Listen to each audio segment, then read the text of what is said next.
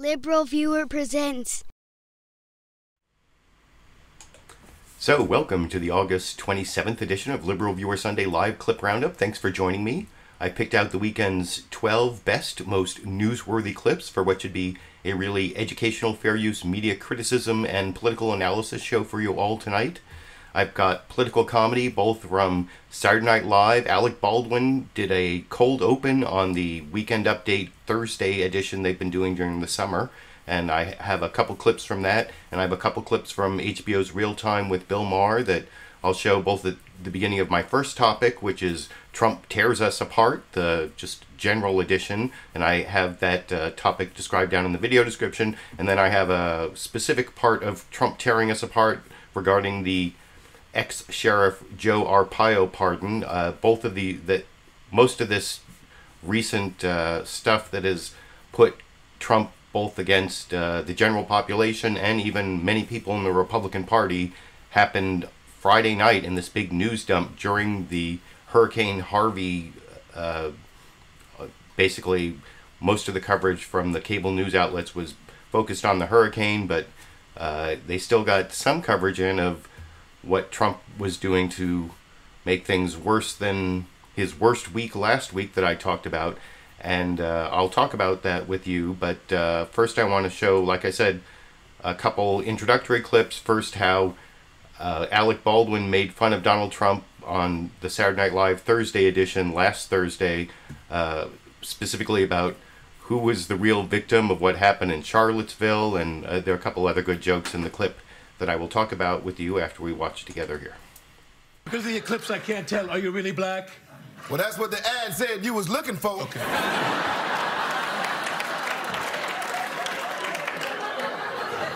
People ask me, why are you doing a rally only 8 months in? Folks, it's never too early to campaign for 2020.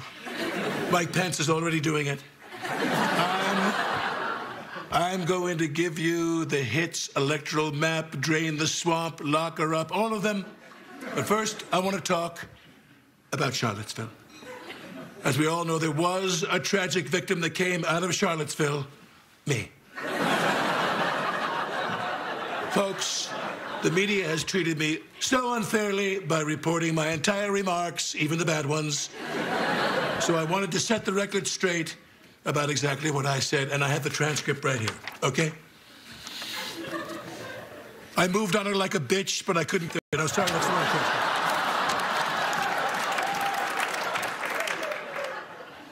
Here we go. One side that is very bad, neo-Nazis, and you had a group on the other side, and then I didn't say a single word after that. I just stopped. Nothing else was said. Folks, we need to stick together as people, okay?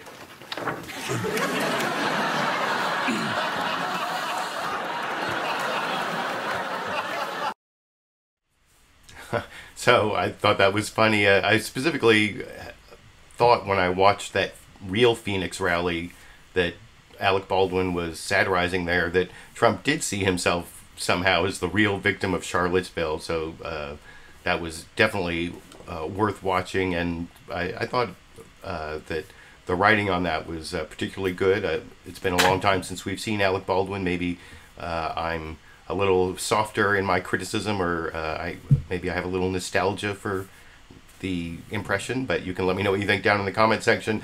And I also saw Bill Maher did something that in his monologue, that a joke that I also thought of, but I'm not going to give away the joke. I'll show this is about 30 seconds from the monologue. Like the Alec Baldwin video, this Bill Maher video is available in full free on YouTube, as you can see down at a link in the video description. By the way, I forgot to say I also have a link down there to my clip list of the dozen clips I'm using if you want to try to follow along. But like I said, this is Bill Maher noticing something about Hurricane Harvey and the Trump administration that I kind of thought of, which I will discuss with you after we watch that clip together here. Before we get to all that, I just have to say, you know what? I play Texas a lot. Spent a lot of time down there. I love it down there. So they're having a hurricane. So our thoughts are with them. Hurricane Harvey's already wreaked a lot of havoc there. Trump came out with a very strong statement condemning the violence on both sides.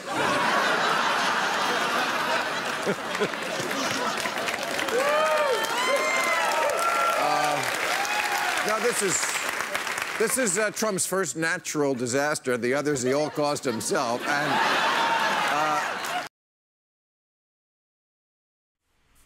And it was that last joke that I kind of thought of, that, you know, that Hurricane Harvey is the first disaster in the Trump administration that he didn't cause. That seems to be a fairly easy joke to think of. Although I also really like that Trump came out with a strong statement about the hurricane, saying he blamed the violence on both sides, which, of course, that goes back to last week's show, if you missed last week's show. And also I did a special live stream on the ACLU's position on protests and demonstrations after Charlottesville. I put a link down to that in the video description. But having shown the two political comedy clips, now I want to show the real news analysis, the best analysis of how Trump is tearing us apart. Came, I think, in the NBC Meet the Press summary. First, they started off doing sort of what Bill Maher did, talking about the different disasters that Trump has to face, almost, two of which are of his own making, and then Hurricane Harvey. I cut out the Hurricane Harvey coverage, and then there's a longer news summary from NBC's Meet the Press talking about one of the two, not the Joe Arpaio thing. I'll show a Joe Arpaio clip later when I get to that topic, but the clip about how Trump is splitting up even the Republican Party. There's a little bit of an edit from the beginning to the splitting of the Republican Party, cutting out the coverage of Hurricane Harvey over in this clip that I will discuss with you after we watch it together here. Today morning, we are covering three storms today. One of them is President Trump's pardon of former Sheriff Joe Arpaio and what we now know about what he wanted to do. The second is the president's fight with his own party, and we're going to get to both of those stories in a few minutes, but we do begin with Hurricane Harvey. President Trump versus his party. Seeing a president run against Congress is not new. Harry Truman famously ran against the Do-Nothing Congress, so-called Do-Nothing Congress, in 1948. But Truman was a Democrat, and both houses were controlled by Republicans that year. This week, President Trump went to war with his own party, calling out either by name or implication Senators John McCain, Jeff Flake, Mitch McConnell, Bob Corker, and Speaker of the House Paul Ryan. So what's President Trump up to? Does he want to take down the Republican Party and remake it in his own image? Or simply blow up everything and govern by motivating his passionate base? Either way, he's going to need those Republicans he's mocking right now if he's going to get any of his agenda passed in the fall. Our friends in the Senate. Oh, boy. Faced with declining poll numbers and few accomplishments, President Trump is intensifying his attack, but on fellow Republicans and starting at the top. We have to speak to Mitch. I'm very disappointed in Mitch. Even suggesting that Senate Republican leader Mitch McConnell could lose his job. If he doesn't get repeal and replace done, and if he doesn't get taxes done, then you can ask me that question. The New York Times reported on Tuesday that McConnell has privately expressed uncertainty that Mr. Trump will be able to salvage his administration. McConnell released a statement not disputing the report, but saying, "We are committed to advancing our shared agenda together, and anyone who suggests otherwise is clearly not part of the conversation." McConnell is hardly alone. Just since he was inaugurated, Mr. Trump has attacked 7 Senate Republicans by name, calling members of his own party weak, publicity-seeking, and toxic. Much harsher rhetoric than he's used on Senate Democrats. And Trump is making personal loyalty his litmus test for 2018 support, suggesting at a rally in Arizona on Tuesday that he will support a primary challenger to Senator Jeff Flake, who has criticized him. Weak on borders, weak on crime. Nobody wants me to talk about him. Nobody knows who the hell he is. Mr. Trump also attacked home state Senator John McCain at the Arizona rally. The president made no mention of McCain's battle with cancer. On Friday, Mr. Trump added Tennessee's Bob Corker to the list, who questioned Trump's stability and competence in the wake of Charlottesville. Strange statement by Bob Corker, considering that he is constantly asking me whether or not he should run again in 2018. Tennessee not happy. Running against Congress is nothing new. If you want to break the gridlock in Congress, you'll vote. But it is unusual for a president to run against members of his own party, and for the divorce to happen so early in an administration. And more Senate Republicans are becoming more comfortable breaking with the president. The fake news and the crooked media. I don't believe that there's such a thing as fake news.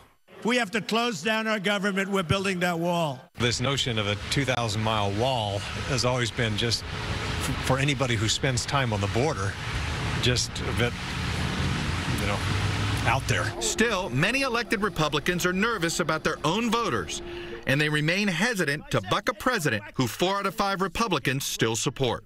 He's a street fighter. I think most people who voted for him voted for a street fighter. And joining me now. So you can see there, with 80% Republican support, there are still some Republicans in Congress who are peeling away from, with 80% of the Republican base are the people who will still identify themselves as Republicans supporting Donald Trump. There's still several people in the Republican establishment in Congress, the governors who are peeling away from Donald Trump. He's losing some Republican support. By the way, I was reading the live comments along the way. I don't know if this was directed to me. I think it was. I thought I explained this before I showed the clip. Josh the Goods asked this question here. You cut that stuff for a reason. If you're talking about the part I edited out of that clip, it's what I explained before I showed the clip. I cut out the Hurricane Harvey coverage. I'm really not doing any hurricane coverage, although all the news programs put substantial time into the hurricane. The only hurricane coverage you'll see is later when Tom Bossert tries to get out of talking about the Joe Arpaio pardon by saying, we need to concentrate on the hurricane, which is, I'll have a couple different clips of Tom Bossert when I get to the Joe Arpaio subject in a little bit. But the next clip I want to show is actually, I said NBC's Meet the Press did the best news summary there from Chuck Todd, showing how the Republican Party is kind of splitting apart over Donald Trump's really outrageous behavior and, the problem with the post-Charlottesville inability to consistently call out the white supremacist groups without coming up with some sort of moral equivalency, or both sides, or many sides, or fine people marching with the Nazis, or whatever you want to say. That seems to have been the last straw for some Republicans. And the greatest evidence of that, though, isn't from that NBC Meet the Press news summary. It actually came from Fox News Sunday, where Chris Wallace had on the Secretary of State, Rex Tillerson, first asking him about the split in the administration between the America Firsters and the globalists, and Sebastian Gorka, this person who supposedly wore this Nazi medal that goes back to his family history in Hungary, and who's one of the alt-right people with Steve Bannon, who people have been saying have to go. Well, Friday he went, he was fired and then claimed he resigned, and you'll see in his claim that he resigned, he was criticizing the administration and the globalists, apparently Rex Tillerson, for not calling radical Islamic terrorism, and that's the beginning of this quote, this interchange between Chris Wallace and Secretary of State Rex Tillerson. But by the end, you'll see that Rex Tillerson is separating himself from the words of the president about racism after Charlottesville, saying those are the president's words. I talked to the State Department and I talked to our allies about what real American values are, and he pretty much separates himself and American values from what the president said after Charlottesville by the end of this clip. So it's definitely worth watching. It's a little over 4 minutes, and I will talk about it with you after we watch it together over here.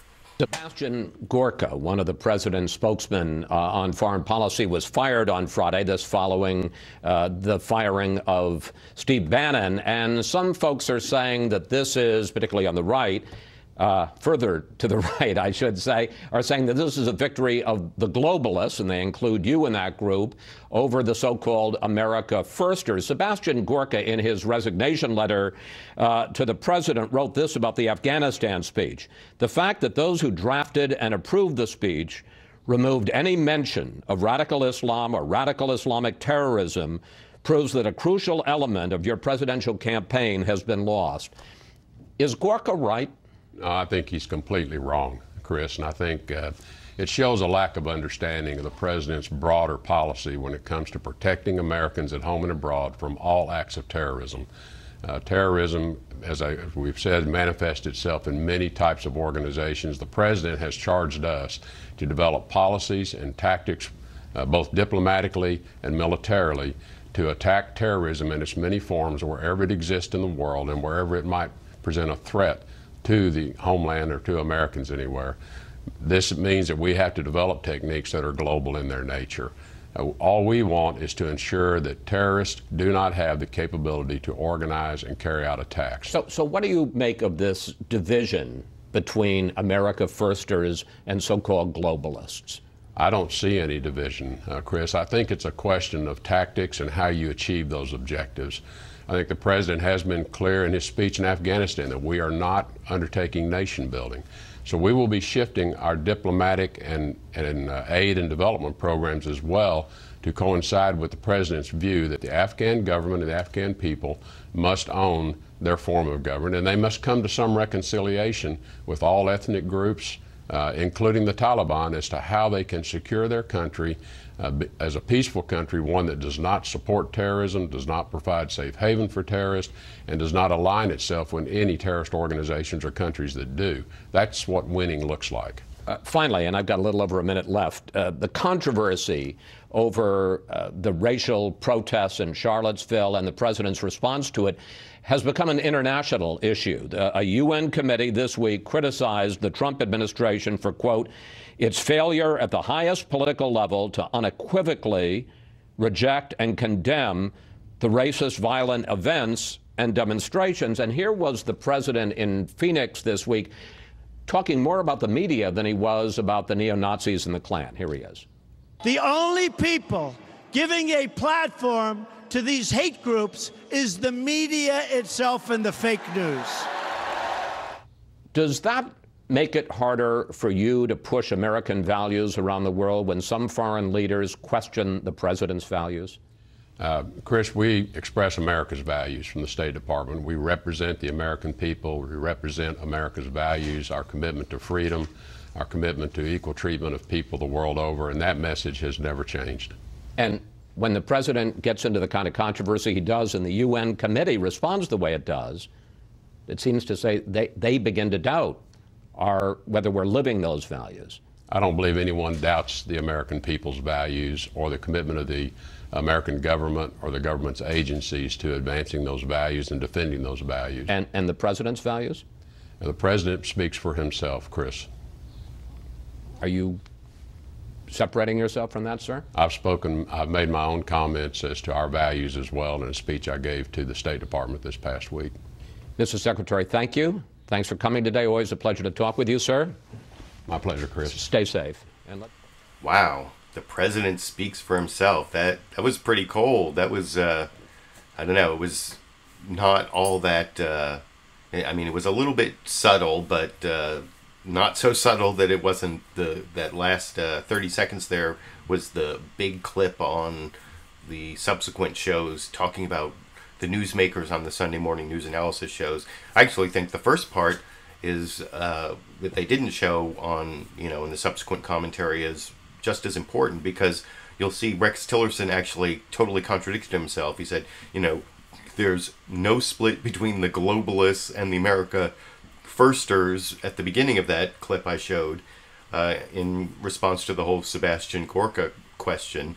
And then by the end of the clip, he's saying, well, the president speaks for himself, and I told the State Department, we're representing American values, not what the president said. So does that sound like a split between the globalists and the America firsters?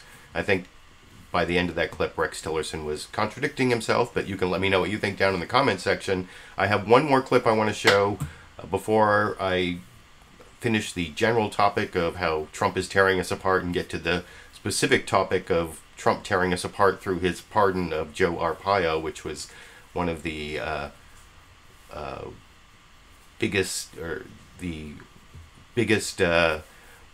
breaks with precedent in the last week. Trump seems to find a new way to break with political norms, and he's the first president to pardon someone in the year that they were inaugurated since, I think I saw someone say since George H.W. Bush, and was that Caspar Weinberger? I don't know.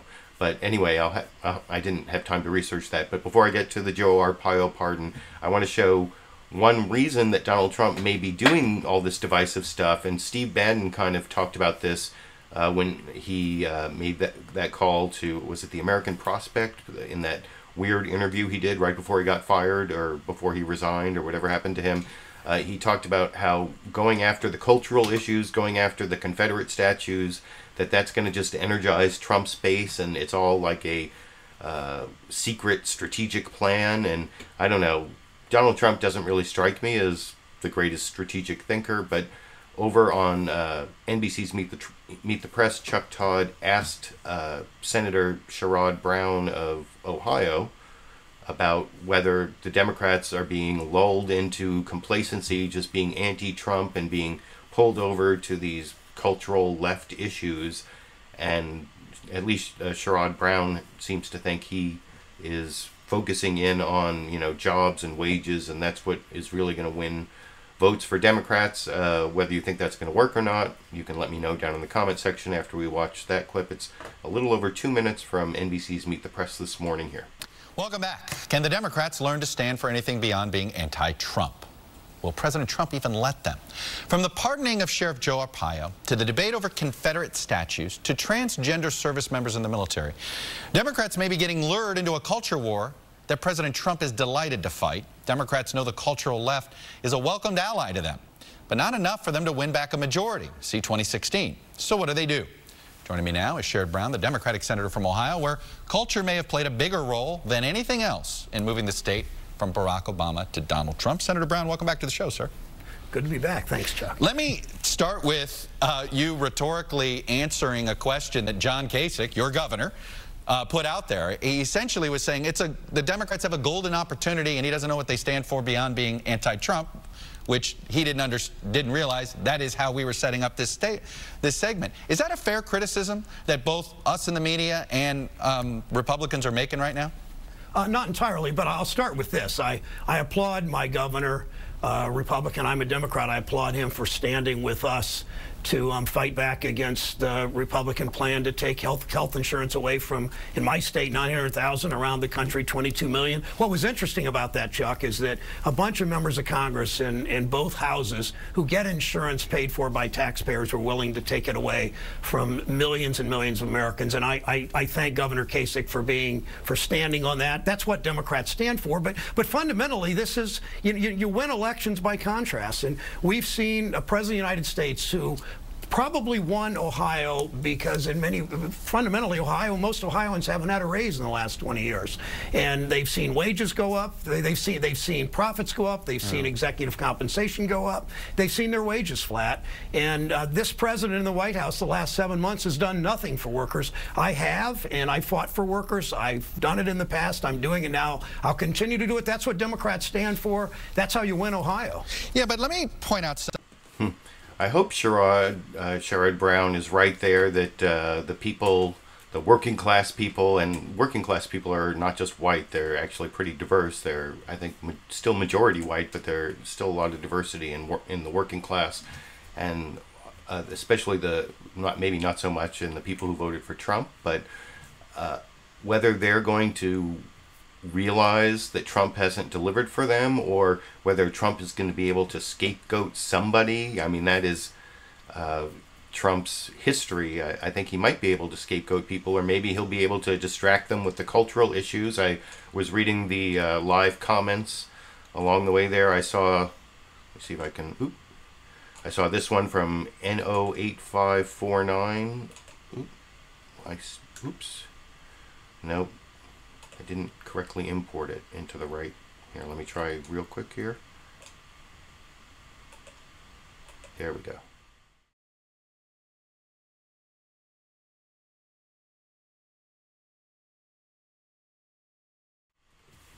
Maybe Steve Bannon is right, and doing this whole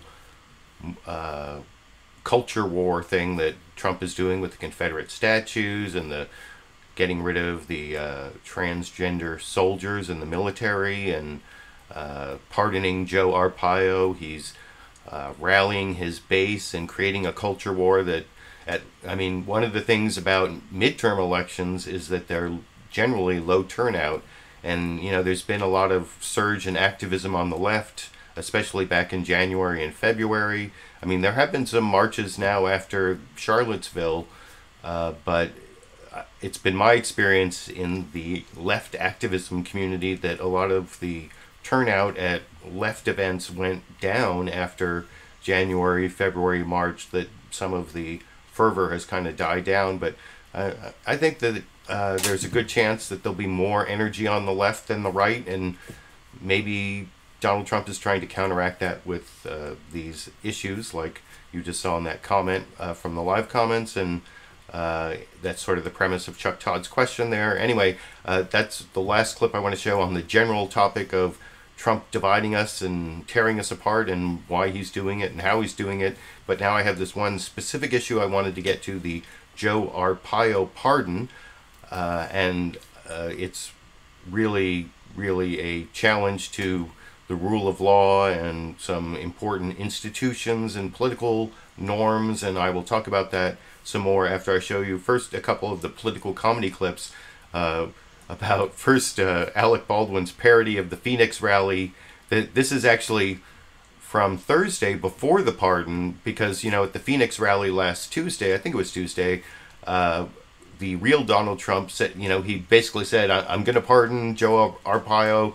I promise you, I promise he doesn't have to worry. And the Saturday Night Live actually made fun of that in a way that turns out not to be very accurate, I think, which I will discuss with you after we watch that clip together over here. I know you folks are worried about your great Sheriff Joe, who was recently convicted for arresting people and throwing them in jail merely because they look Latino.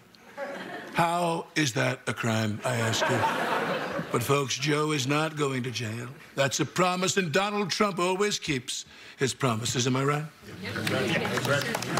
Joe, if you're out there, I know you're worried about being thrown in prison. You'll be literally ripped to pieces by Latino gangs like MS-13. But it's not going to happen as long as you believe in the promises of Donald Trump, okay? The dishonest media...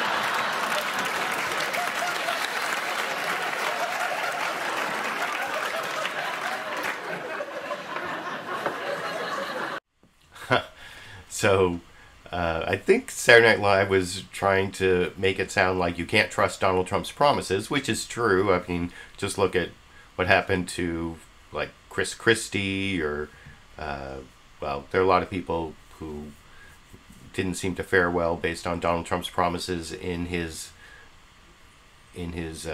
real estate career, the contractors who never got paid and had to go to court, and maybe that's what Saturday Night Live was trying to make fun of, but he did follow through on that promise in just a few days, and it's actually a real challenge to the rule of law, and the strongest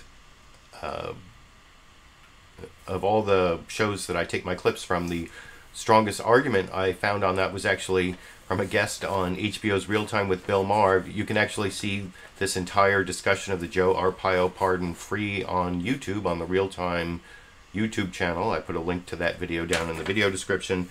This guest's name is Nayera Hawk, and I think she did a really good job of explaining the threat to the rule of law over in this clip. It's an insight into an actual ideology that Donald Trump might have. And it's not a Republican or conservative ideology. It's the ideology that serves him as an autocrat, right? He attacks the fourth estate and media and tries to break that down, remove trust that people can have as the media as their protector. He's already been talking about the judicial system as being activist, right? In the Ninth Circuit, in all of these instances, he doesn't like the judiciary, which has been the last place of resort for people of color, immigrants in particular, other people of color and women when it comes to any civil liberties issues. So by pardoning Joe Arpaio, a vigilante who flouts the rule of law, Trump has said it no longer matters if you are holding to a standard or rule of law, and it scares, frankly, it's very scary for people of color to try to understand where can you go for recourse if the president is going to override the judicial system. Yeah, it's so funny. You know, all the talk about building the wall, whoever's going to... They don't need the wall. Just making life miserable and terrifying for anyone of dark skin has actually worked. But they're not coming anymore. By the way, And making life miserable for anyone with dark skin is what Joe Arpaio was really guilty of, and that didn't really come out, I don't think, in a lot of the news coverage of the Joe Arpaio pardon on the cable news programs or the big five corporate outlets of ABC, NBC, CBS, CNN, and Fox News that I cover. I guess I forgot to say that at the beginning, but I still have it memorized if you were wondering. But I did see some articles that really talked about some of the real damage that Joe Arpaio did when he was sheriff.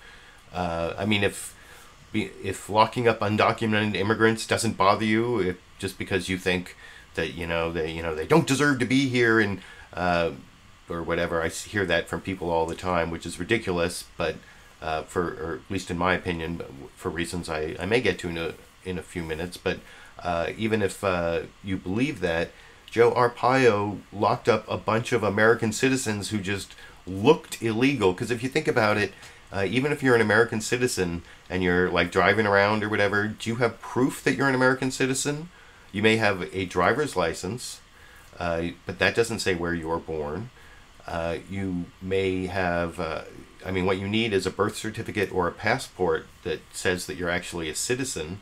And, God forbid you don't, I mean, and that's just an expression, but if you don't have your driver's license, if you're just walking around without ID, you can end up in jail for days under ex-Sheriff Joe Arpaio's regime, where if you look too brown, you can't walk around our town, or I don't know, I just made that up, but that may be a way to explain, I guess if Johnny Cochran were doing the closing argument in the prosecution of Joe Arpaio, you might have heard that. But that is not the only clip I want to show on that. I want to show how first here on NBC's Meet the Press, they sort of did a summary of Joe Arpaio's career, and they did show some highlights of like what a mean guy he was, but I don't think they really talked about the real impact of his racial profiling on real people. I mean, there are a bunch of cases of people who were totally screwed by this policy, and it didn't come up in any of the corporate news media coverage. This is how NBC's Meet the Press covered Joe Arpaio's colorful career on the data download segment over here. Welcome back. In this week's Data Download, we're going to use it to take a look at the turbulent career of former Maricopa County Sheriff Joe Arpaio, who was just pardoned by President Trump. Arpaio first came to national prominence in the early 90s for building a, quote, tent city as a way to get tough with prisoners in overcrowded jails. He forced prisoners to wear pink underwear, work on chain gangs, and serve them green bologna sandwiches. Through it all, he became the longest-serving sheriff in Maricopa County history, which, by the way, includes the city of Phoenix. In office 24 years, he first won election in 1992 and was re-elected 5 times after that, before being voted out of office in 2016. For a stretch of time, he was the most popular politician in Arizona, with approval ratings in the high 60s to mid-80s. But Sheriff Arpaio wasn't always on the right side of the law. During Arpaio's tenure, between 1993 and 2015, cases involving Arpaio and his office totaled $142 million in legal fees, settlements, and compliance costs, according to the Arizona Republic. In fact, that includes 2 lawsuits over the wrongful deaths of prisoners and tens of millions in civil rights and discrimination suits. So how do we get to President Trump's pardon of Arpaio? Well, in 2011, a judge ordered Arpaio's office to stop racially profiling people, Latinos primarily, based on suspicion of their immigration status.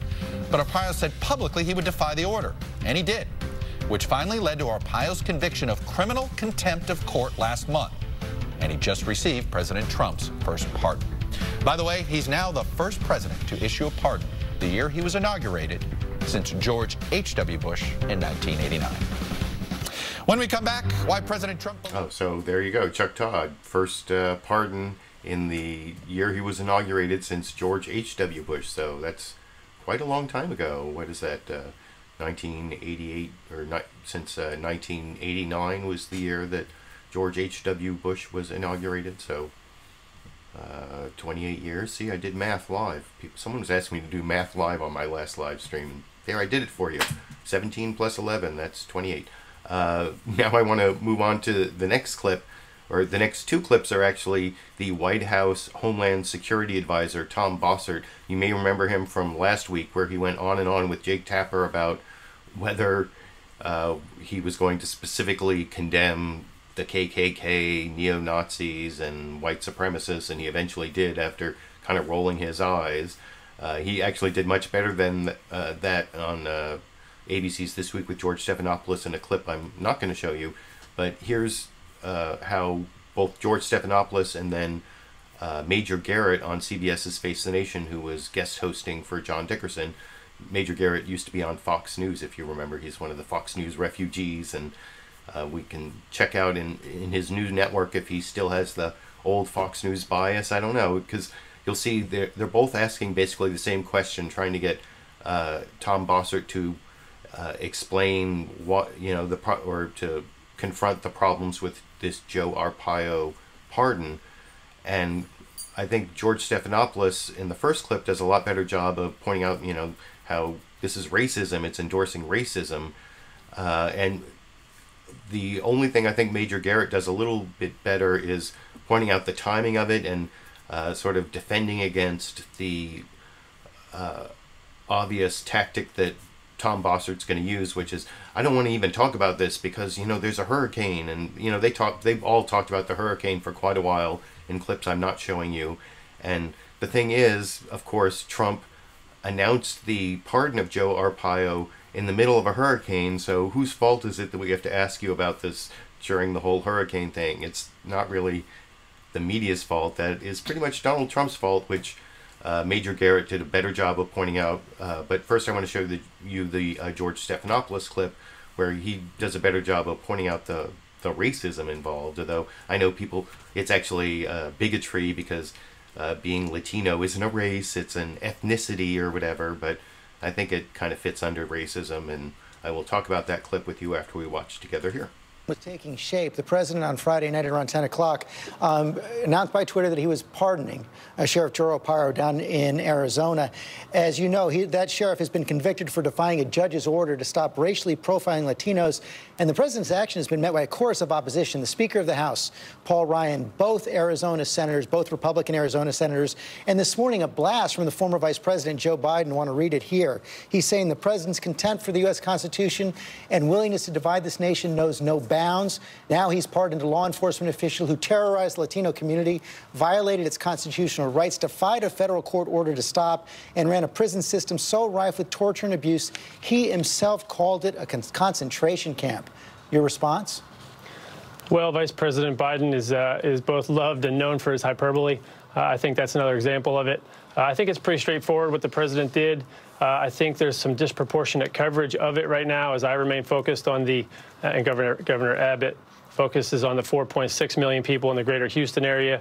I think the Arpaio pardon is pretty straightforward. And George, as you know, the president you worked for and just about every modern president ends up with some controversial pardons. But I think the president's been pretty clear on it, and I certainly don't think it's fair to characterize him as not caring about the rule of law. Well, that characterization came also from Senator McCain. It also came from Speaker of the House Paul Ryan as well. And you're absolutely right. Presidents have absolute pardon power. President Clinton got criticized for his pardon of Mark Rich, but this is somewhat different. President Trump here said that Arpaio was convicted for, quote, doing his job. How is defying a court order protecting constitutional rights doing his job? Well, I don't know the particulars of the court order, but as I understand it, it was a contempt order and not an issue of his job or not his job. I really don't know the details of it, but I do know the president's been pretty clear about his defense of it and his decision. I'm pretty certain, too, George, that this is not something that's going to threaten our constitutional order. Again, that is being disputed by the Speaker of the House, Paul Ryan, by Senator John McCain as well. And the president, you say he's been clear in defending the Sheriff Arpaio and his pardon. He called him a patriot who kept us safe, also praised his admirable service. This is a man who held inmates in brutal conditions, humiliated them, promoted the birther lie about President Obama. How is that admirable service?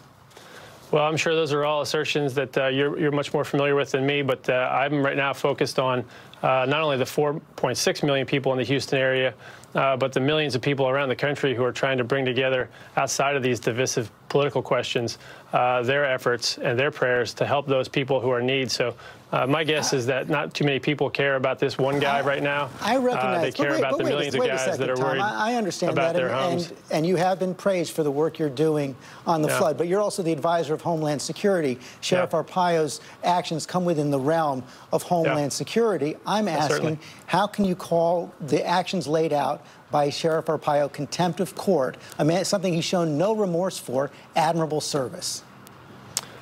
Well, I didn't. What I think you're doing is asking me what the merits of the pardon are. I think there's a clemency argument that can be made for the long history of service, both in the United States military and in law enforcement for the sheriff. I think the president's been pretty clear. It's pretty straightforward that he believes that long history of service merits this clemency, and he's acted accordingly. And so I suspect that what you're doing is disagreeing with that, and I understand that disagreement, and I respect it. I'm asking whether or not you agree with it. Let's move on to the border wall. Also comes.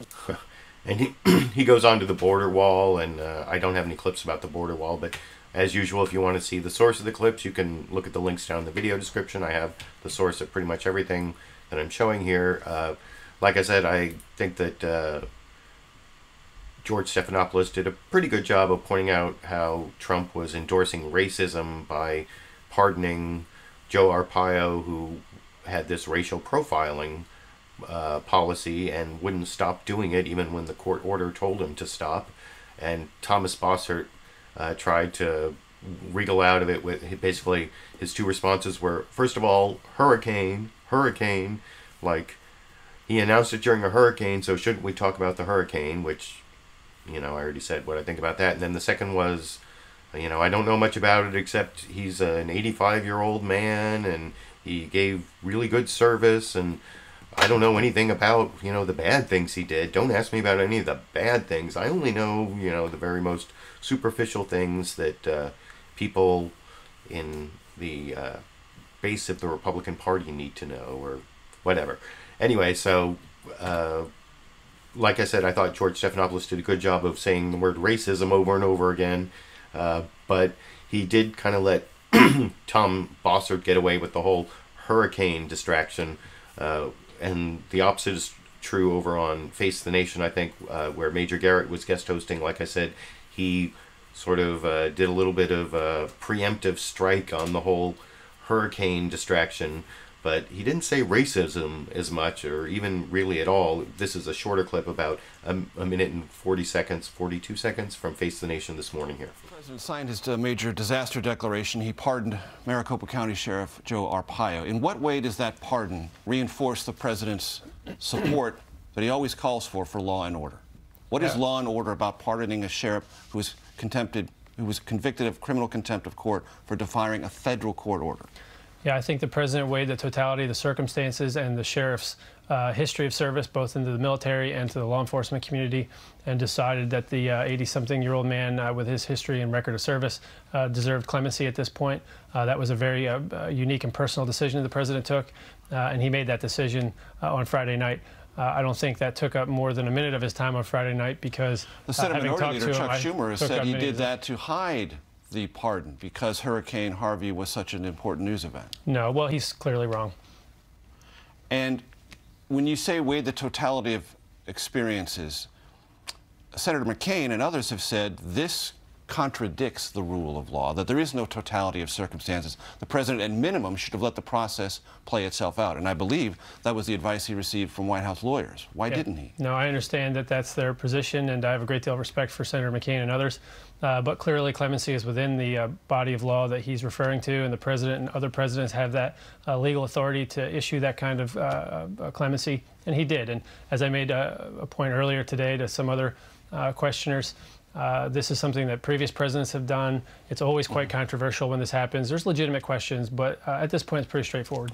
White House Homeland Security Advisor Tom Bossert, are you focused on the hurricane? Thank you very much for coming in and updating our audience. Thank you, Major. We'll be back in a moment.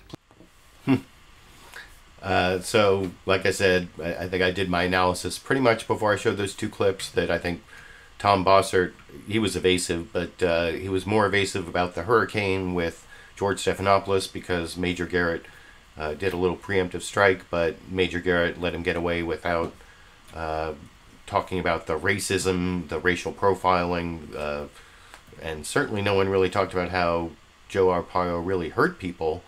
I think that came out a little more in this extended clip. I actually cut this into two parts. This extended clip I'm about to show you, it's from CNN State of the Union. Jake Tapper had a back and forth argument between Jorge Ramos from Univision, and who's had his run-ins with Donald Trump before, which you'll see Jake Tapper kind of mentions at the beginning of the first clip.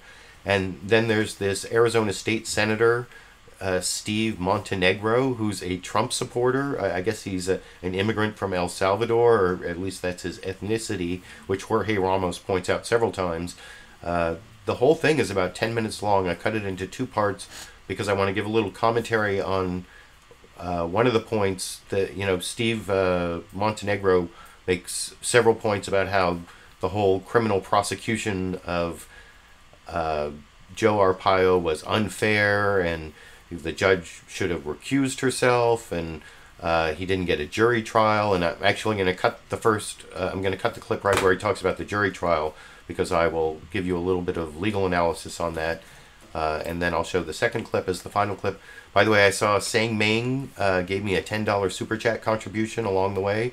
I really appreciate that. Sang Ming is also my biggest patron on Patreon, so I have not been getting very much ad revenue from YouTube going all the way back to April. I know other YouTubers have been complaining about this, so I'm trying to come up with a new business model based on Patreon patrons and super chat contributions. So if you can do either one or both, like Sang Ming, my big supporter, does, I really appreciate that. Thanks for supporting my ability to keep doing these shows, even if YouTube doesn't want to put ads next to my videos, as they seem to be doing in about 15 to 20% of my video views. So sorry about that digression into my ad revenue earnings, but I want to show you these last 2 clips.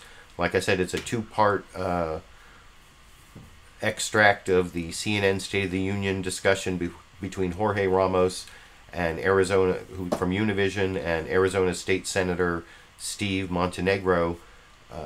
The first part, this is a little under 5 minutes. The second part is a little over 5 minutes. The total is about 10 minutes for the final 2 clips of the night over here.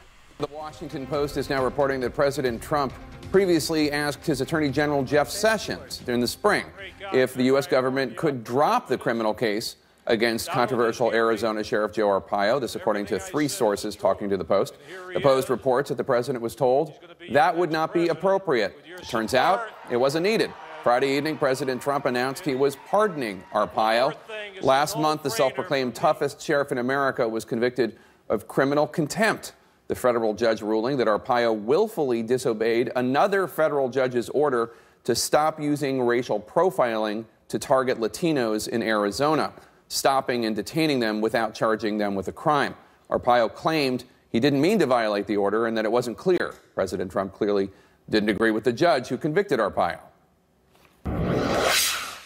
So, was Sheriff Joe convicted for doing his job? That's what. I'll make a prediction. I think he's going to be just fine, okay? Joining us now is Steve Montenegro. He's a Republican state senator from Arizona. We also have with us Jorge Ramos, the anchor of Univision. Gentlemen, thanks for joining us. Senator Montenegro, let me start with you. Arizona has 2 Republicans in the U.S. Senate. Both of them came out against the pardon of Sheriff Arpaio done this way. Senator Jeff Flake tweeting, quote, "Regarding the Arpaio pardon, I would have preferred that the president honor the judicial process and let it take its course." Senator John McCain was even blunter. He tweeted, quote, "The president's pardon of Joe Arpaio, who illegally profiled Latinos, undermines his claim for the respect of rule of law," unquote. Senator, why, in your view, are your 2 Republican U.S. senators wrong about this issue? Well, thank you for having me, Jake, first of all. And, there's long-standing disagreements between those gentlemen and Sheriff Joe. I don't want to get in the middle of that, but I can tell you that there's also congressmen here in Arizona, like Congressman Trent Franks, Congressman Paul Gosar, Congressman Andy Biggs, who have lauded and stand strongly behind the president's decision to pardon Sheriff Joe. And look, what's on display here is, frankly, the hypocrisy from the left. You had President Obama pardoning hundreds of thugs. You had President Obama, I think his name was Oscar Lopez Rivera, who was a convicted, unrepented terrorist. And where was the outrage from the left then when he was pardoning thugs and murderers and unrepented terrorists like that? But you have here an 85-year-old man who frankly has served his country since he was 18. And the best the left can come up with after they do a political persecution on him is a misdemeanor, who even then that was, I don't believe that was done correctly through the judicial process. So what we're seeing here is outrage on one end, a double standard, but not when it comes to actual terrorists or unrepented thugs and terrorists like Oscar Lopez Rivera. Jorge? I think Senator Montenegro is forgetting that he's an immigrant from El Salvador and that Sheriff Joe Arpaio discriminated against many people, just like you, Senator. By pardoning Arpaio, President Trump is defending racism. Arpaio violated the Constitution. He discriminated against Latinos. He was convicted of a criminal contempt of court. And not only that, the Department of Justice, ACLU, 2 judges agreed that he practiced and promoted racial profiling. In other words, he was accused of racism. Sheriff Arpaio discriminated against thousands of Latinos. He destroyed many homes, and that's precisely the man that in the middle of a hurricane, President Trump pardoned. Well, Jake, let me respond to that. I do remember that I'm an immigrant myself. And frankly, Sheriff Joe has endorsed me in my campaigns in the past and supported me for years as well. So this narrative that the left tries to push that Republicans are racist, look, if you're looking at the screen right now and you think I'm a white Republican, you need to adjust your screen. This is the narrative that the left continues to push against Republicans, and it's simply not true. And frankly, look, the judges that started this case in the first place, first of all, the judge should have recused herself because she had a family member that was part of the original lawsuit against Sheriff Joe. She should have recused herself in the first place. And then when it comes time to have a jury or a trial, the Obama administration takes this case and doesn't even allow there to be a jury or a trial by jury. Again, there's So that's something I've heard from several people that Sheriff Arpaio deserved a pardon because he didn't have a trial by jury. And this is something I know about as a former criminal defense attorney. All the way back when I went to law school and I took criminal procedure, one of the things I learned is even though it says in the Constitution, in the 6th Amendment, that you have a right to a jury trial in a criminal proceeding, it depends on how much jeopardy you're under. The courts have never said that if there's just a fine or even up to 6 months in jail, that you have a right to a jury trial. And a lot of municipalities will charge people with these really minor misdemeanors that have 6 months or less as their punishment, so they don't have to go to the expense of giving people a jury trial. And I'm sure that many people in Phoenix and in Sheriff Joe, which is included in Sheriff Joe Arpaio's jurisdiction as sheriff, that many people were prosecuted for those misdemeanors. They got 6 months or less and they never got a jury trial. Now, personally, I think that if you have the chance of getting any jail time, you should have the right to a jury trial. But that's not what the Supreme Court has said. Maybe if Donald Trump hadn't pardoned Joe Arpaio, his case could have been the one that would have, that's one of the weird things about legal precedents is that sometimes bad people can make good law. Like Joe Arpaio could be the person who finally sets the legal precedent that no matter how little jail time you might get, even if it's 1 day or 5 months or 6 months, you still have the right to a jury trial. But current precedent doesn't say that you have a right to a jury trial for a 6-month jail sentence, which is what Joe Arpaio was facing.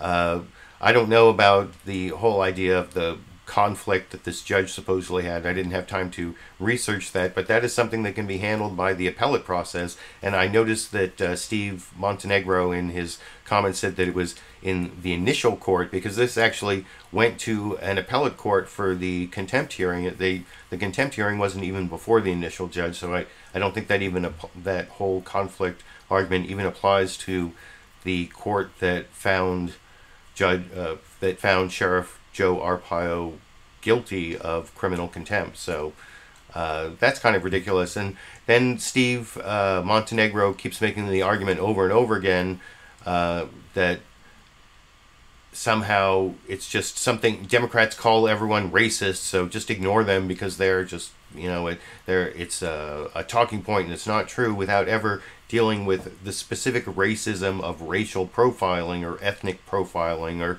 whatever you want to call what Joe Arpaio did, where his department locked up all these people who look too brown, including many American citizens, if that makes it more of a violation to you, although even undocumented immigrants. One other point I wanted to make before I show the final clip is, shouldn't we be calling Sheriff Joe Arpaio illegal Sheriff Joe Arpaio, since he's been convicted of a crime? They always say that undocumented immigrants have to be called illegal aliens because some of them committed misdemeanors. Some of them only committed civil infractions, like maybe 40% or so, according to some estimates, of people who are undocumented overstayed visas, which actually is not a crime. It's only a civil infraction, like a traffic ticket, no right to a jury trial. So that's a big problem, as you'll see Steve Montenegro argue against Jorge Ramos. But I think Jorge Ramos gets the better of this argument, as I will discuss with you after we watch the final clip for tonight. It's a little under 5.5 minutes, but well worth watching, and I will discuss with you before I finish the show after we watch the clip together here. I think Sheriff Joe would have won this case on appeal because the process was very grossly neglected. But again, folks like Jorge, they use these talking points. They use these talking points against Republicans about racism. Again, look, I can start doing this interview in Spanish if we want to. I'm a Republican. Does that make me a racist? No. I'm an immigrant myself. Does that make me a racist? No. It's just that we respect the rule of law. We want to make sure that we are obeying, that we are upholding the best of the process that we have in this country. Jorge, go ahead. Yeah, but you're not respecting the rule of law right there, Mr. Montenegro, because the fact is that Sheriff Arpaio is a convicted criminal, and he was accused of racism.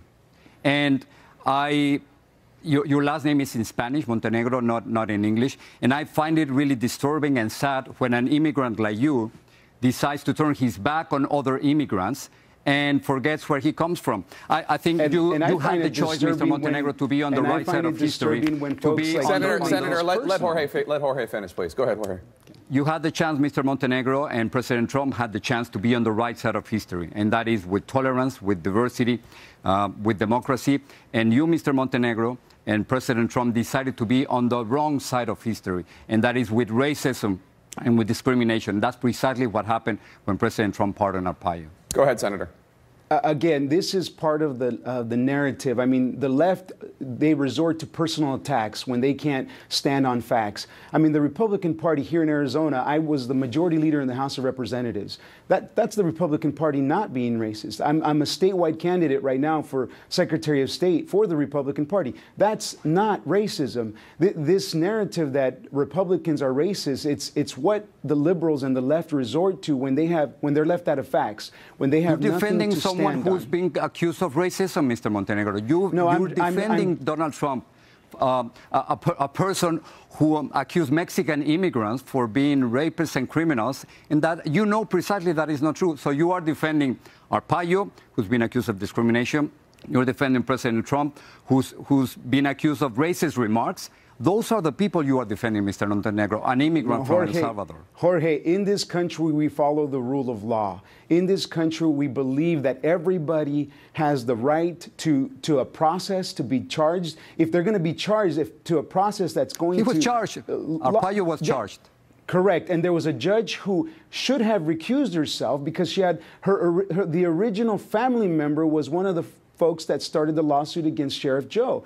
And then when it's time to actually do the trial, as the Constitution states, we need to make sure that we either do it, if it's going to be criminal, which, by the way, this happens in other countries. This is a long process. This happens in other countries. It's called political persecution. This happens in other countries. No, it's not political persecution. It's called discrimination. When folks don't agree with you, they use the judicial system to try to destroy you. That does not happen in this country. In this country, we follow the rule of law. In this country, we actually have a system.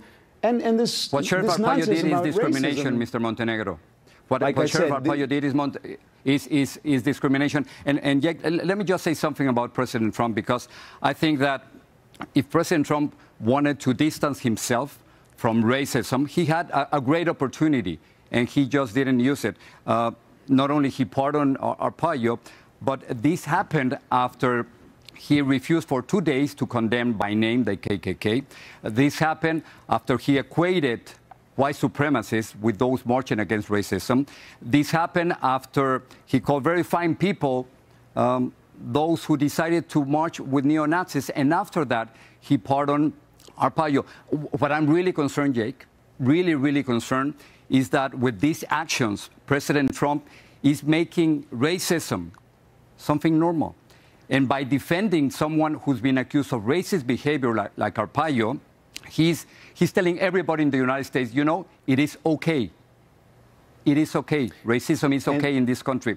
And I'm really disturbed and concerned about that, because if President Trump is doing that and Arpaio are doing that, then what's the message for the rest of the people who voted for Donald Trump? Well, and let me add to that. Look, I think Americans are seeing right through this. This doesn't have to do with racism. This is the left having a double standard. It's racism. You have the left, well, when we're talking about the left pardoning thugs, unrepented terrorists, when we have the left cheering for that, when we have the left cheering for the pardon of traitors that give away secrets that put in danger and imperil Americans and everybody in this country, and they cheer just because a man wants a sex change. I mean, that is what's on display here, the hypocrisy from the left, the hypocrisy and the left trying to make racism Mr. an Montenegro, issue, you are when the fact defending is that a we are a convicted criminal country of accused the of rule racism. of law. Okay. No, where was your outrage when President Obama was pardoning unrepented terrorists, Jorge? Where was your outrage? You are defending right now, Mr. Montenegro. You are defending where was your a convicted outrage? criminal accused of racism. If I could just interject myself for one. And you see Jake Tapper interject himself there finally after about 10 minutes. I think he told Steve Montenegro to let Jorge finish at one part in that whole 10-minute thing. But I actually think that was good moderating by Jake Tapper, letting them go back and forth without much moderation until the end there, where he goes on and asks additional questions. If you want to see the whole interview, that's at a link down in the video description for CNN State of the Union. I thought that was well worth showing, and I pretty much, I think, refuted most of what Jorge Ramos didn't refute on his own there in terms of the legal arguments, in terms of the conflict of the judge and the lack of the jury trial and the Democratic talking points that, basically it seemed like Steve Montenegro's argument was that Republicans can't be racist because I'm Latino and I'm Republican, and that is not that persuasive to me, but you can let me know down in the comment section. I've been reading the live comments along the way. I saw some of you were asking for a picture of Sandy, which I had promised last week, and then I never showed. I took a picture of Sandy during that last clip here. Here you go.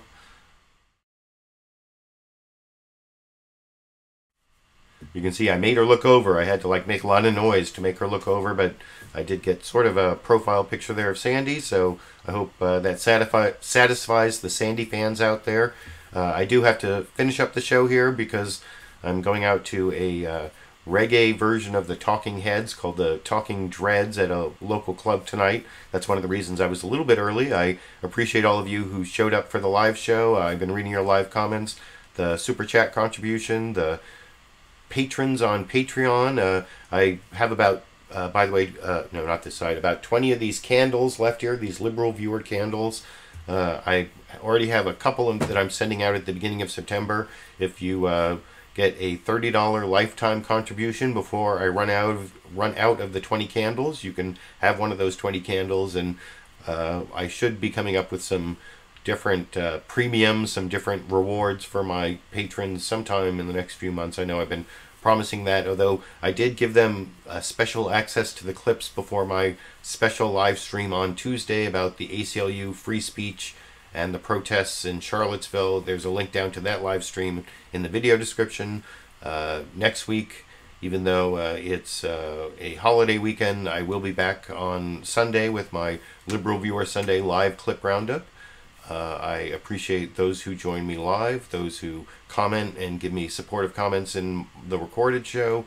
And until next week, I guess I will be seeing all of you around the internet.